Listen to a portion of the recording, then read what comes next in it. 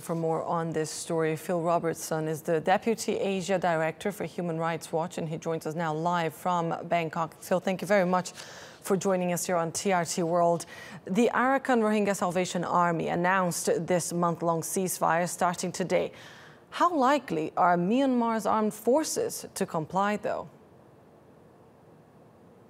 There's no indication that we have seen that the Burma army is going to halt its campaign of ethnic cleansing, trying to push the Rohingya out of northern Rakhine state.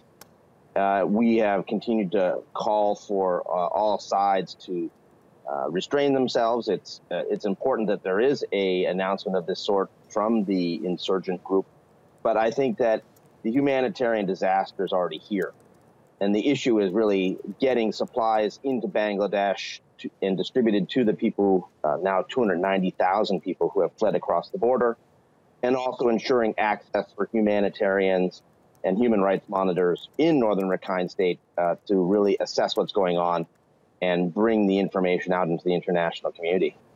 And as you said, Rakhine state is isolated at the moment. How difficult has it been to get humanitarian aid into that area, but also to the people that have fled the region?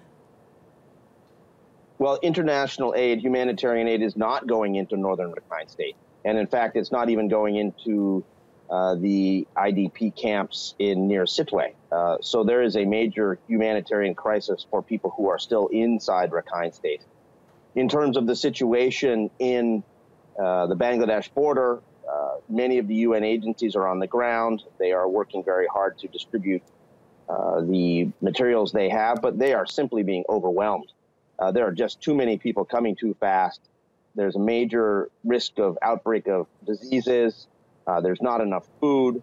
There's not enough shelter. Basically, there's not enough anything. And that, I think, is something that the international community really now needs to focus a great deal of attention on, how to get as much support to the agencies and to the government of Bangladesh that are now dealing with a major humanitarian crisis at that border. A major humanitarian crisis, but the Muslim minority has been facing persecution in Myanmar for years. What exactly triggered this last surge of violence against the Rohingya? Well, those insurgents, the Arakan Rohingya Salvation Army, launched a series of attacks on the morning of August 25th, hitting between 25 to 30 police stations.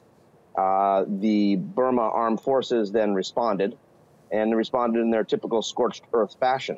And that has now resulted in the burning of at least 25 places across the state that we have been able to see with sensory imaging from a satellite, but we think it's many more. And, we've recently seen some international journalists being able to document that, in fact, there were Rakhine persons burning down Rohingya villages that had been abandoned, and those persons were operating with the protection of the Burma police. All right, Phil Robertson, the Deputy Asia Director for Human Rights Watch, thank you very much for that.